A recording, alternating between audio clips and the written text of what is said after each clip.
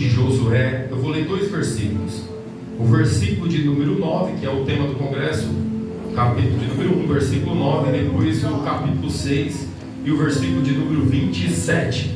Deixa eu confirmar. O versículo 27. No capítulo 1 nós vamos ler o versículo 9. No capítulo 6 nós vamos ler o verso de número 27. Diz assim a palavra do Senhor: Não te mandei eu, esforça-te e tem bom ânimo, não pasme e nem te espantes, porque o Senhor teu Deus é contigo por onde quer que andares.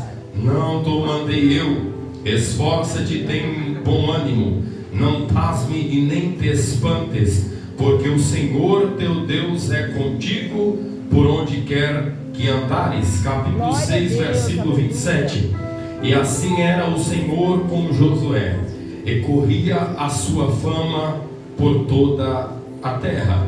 Mais uma vez, e assim era o Senhor com Josué, e corria a sua fama por toda a terra.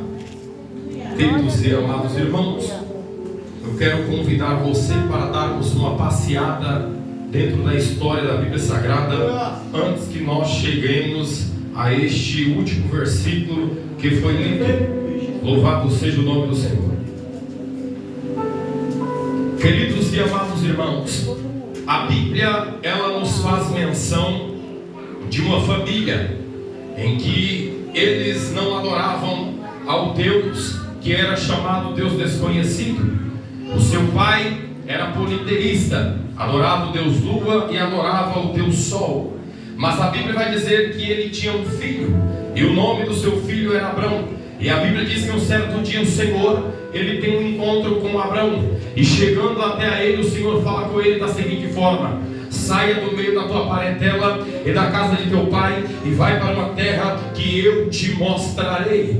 A Bíblia diz que ao ouvir esta voz, ele entende que o chamado era maior do que a dificuldade que ele iria enfrentar. Ao ouvir esta voz, ele entende que essa voz não era de alguém da terra, que essa voz não era de um homem mortal, mas que esta voz era de um ser superior, a qual ele nunca tinha escutado. Mas ao ouvir, a sua alma estremeceu, e ele entendeu que esse chamado iria mudar não somente a história da sua casa, não somente a história da sua vida, mas ia mudar a história de nações, a história de povos, a história de línguas. A nossa história ia ser mudada por intermédio desta voz que este homem ouviu. Louvado seja o nome do Senhor dos Exércitos. Eu creio que ele chega até seu pai e diz: olha, eu ouvi uma voz e estou saindo de dentro de casa,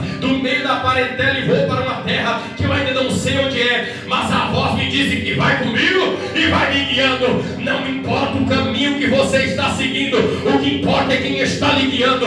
Se é o Senhor que está na sua frente, não se preocupe com as dificuldades, porque pode haver crise, pode haver percalços, pode haver tempestade, pode haver peleja, e Ele vai na sua frente para lhe dar vitória. A Bíblia diz que sai 75 anos de idade, recebe uma promessa que ia ser pai de grandes povos, sua mulher estéril. 25 anos se passam, tem um filho, coloca o nome do seu filho de Isaac, e a Bíblia diz que Isaac dá continuidade. E a Bíblia diz que Isaac também casa-se com uma mulher que também era estéril, com Rebeca.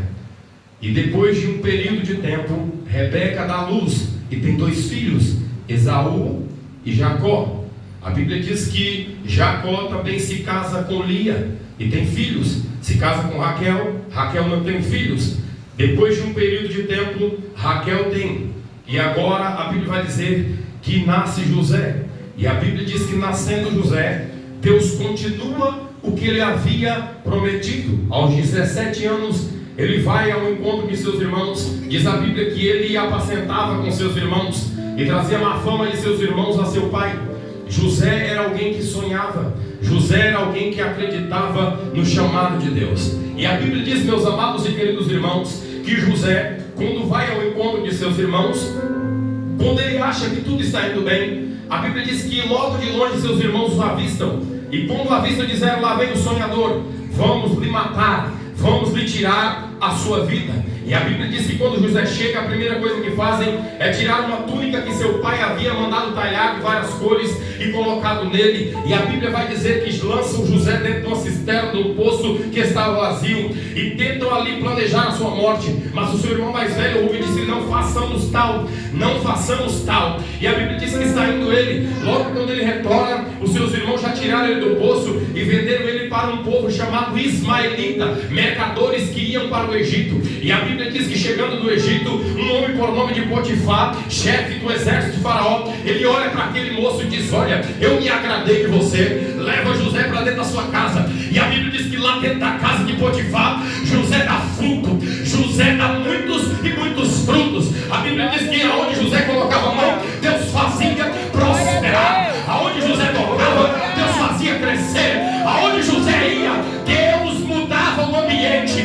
A Bíblia diz que José agora não é apenas mais um servo, José agora é mordomo dentro da casa do oficial de Faraó. Todas as coisas de dentro da casa do oficial de Faraó são cuidadas por José.